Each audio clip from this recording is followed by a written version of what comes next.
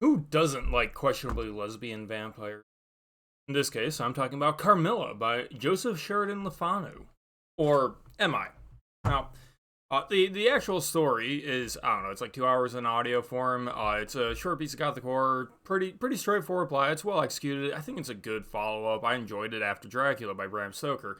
There are some differences, and I actually kind of laughed in the middle of reading it when one of the plot points involves stating that the vampire has body heat. Obviously, I don't think anyone would ever write that about a vampire today. But you rewind the clock a couple centuries, and the lore was a bit flexible, a bit unknown. People didn't have hard expectations about how these things worked, right? Because vampires are dead, therefore they don't have a pulse, or they can't get an erection. Those kinds of things. Anyways, it's just a very good piece of gothic horror there about a young girl basically getting approached by this vampire, also a young girl. Well, and with the intent of basically enjoying the hunt, satisfying herself. And you see in the story that it's not just for eating, because the vampire feeds on entire villages constantly throughout the night. I don't think lethally. I think it's just a little dabble here, dabble there. And that's actually what creates the trail of clues that leads the doctors, the hunters, and everyone to identify the vampire, track it down, find her original name, her the actual tomb that she resides in, and then tough her out. And at the length of what, like 2 hours and a few more minutes, you kind of just want to go read it yourself.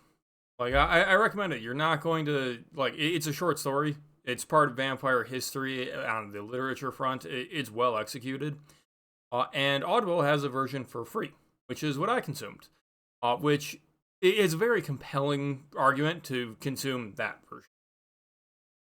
Maybe I shouldn't have, though, because when I was recommended Carmilla by some of my beta readers and other people who are a bit ahead of me in these vampire studies out of their own curiosity, I got told that the people that read it are obsessed with reading the lesbianism into it. And in the original text, it's very, very lightly implied.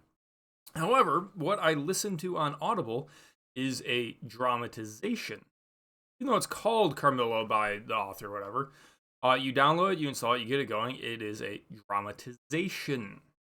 It's voice actors doing the lines. They're good voice actors, you know what? I enjoyed it. It made for a rich experience. I actually think it is far better than having one narrator try and throw their voice around for a bunch of different characters. Obviously, most authors can't afford to bring in a full cast to narrate their book. That's one of the notable things about the Way of Kings series or the Wheel of Time, that they actually had a male and a female narrator that came in to do the appropriate bits. But so normally audiobooks are just one person trying to make themselves sound like the opposite gender half the time. Dramatizations get around that. There's a bunch of sound effects in them as well. This is the way it works with audio dramas on the radio, and it makes for an enjoyable format, even if there is expense. And of course, a company like Audible, Amazon, is happy, and I think they're making a good move by funding these kinds of things for the classic as membership incentives, because getting more people to sign up for the membership, especially the public domain works where there's no licensing really, they would just own it themselves. It just seems like good business, and I actually kind of appreciate that they are trying to enrich let's call it the recent Western canon. It's all good. Problem is, I think this dramatization really leaned into implying sexual relations between the girls that possibly weren't there in the actual text. And I don't really know. I'm taking my friend's word that the original text didn't have anything explicit. It was like it's all implied that it would be anything more than a friendly approach. Getting her to drop her defenses and let the vampire feed on her.